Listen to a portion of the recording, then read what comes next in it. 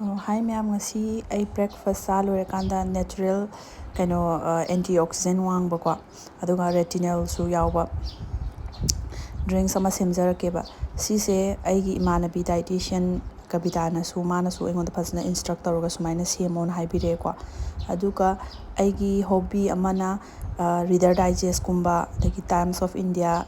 hindu gumbase moigi saturday sunday da yawba kalam se doctor singna kai ire college ai dum paeba aduga plus se world renowned podcast haidare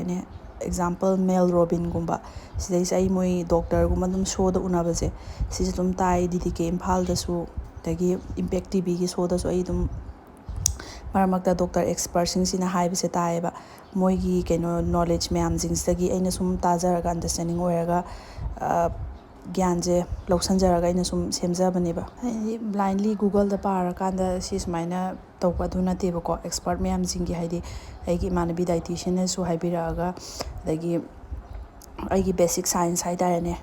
aigi basic science su sisinaraganda aina semjabaneba ingredients di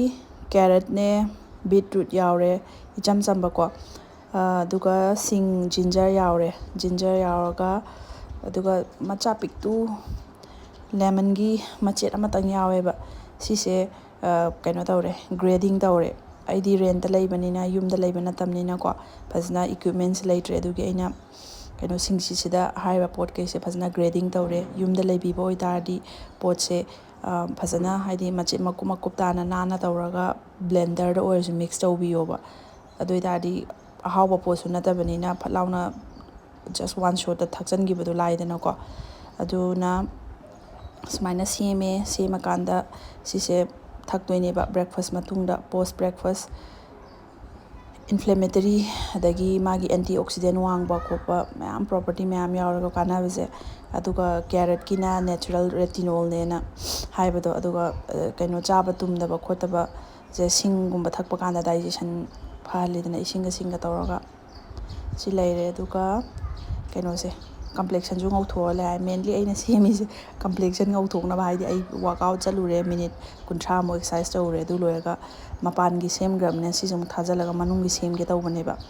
ado moigi recommendation gi matungina haidi imanabisna haipana chakhau gumba leida chakhau sokpa gumba oidade yengang se empty stomach ta sasanganu na haiba yengang yawbase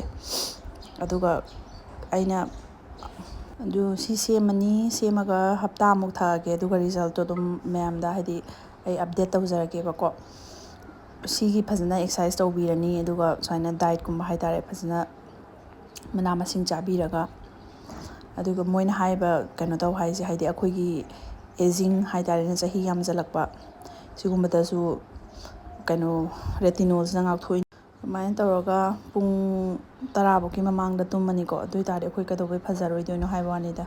exercise phajan tawbirani mana masing chabirani yarenkhai junk avoid tawrani aduga dietitian doctor gaisna haiba potse akoina phajna follow tawbirani ba aduga si thai kanda nomada anira ahumlak sunscreen je apply taw haibani ba adum kauthoidana aduna si thai kanda ai sunscreen je taisan greba do ai isa into da yam ngamdra hapta amtang tawge tawba hapta ai matungda mu ngamnaba isa je push tawge tawbani ba sigi article je Times of India gini ko beetroot carrot sigi amla thakpasna kai kana gi ha kanda vitamin minerals antioxidant akhoi gi immunity hengale digestion isa je detoxify akhoi isa da hu chen ba akhoi na thau thu ma'am chasan gi man sing do hanba adai skin phale khole ma'am I re si je National Library of Medicine Study Research na ju moina thijan ba ha ne ba si aina ne ba sum mayam da ka haitare aduga moina atopa research ki matungina potential health benefits se kaidogi hai matamda haidi anti cancer anti inflammatory digestive tract kai ken khona moigi medical term anyway haidi overall aina sigi article se Times of India dagi lauthok jara maramdi I just Wikipedia dagi Google amade lauthora kanda blindly aina khangdaba feel amada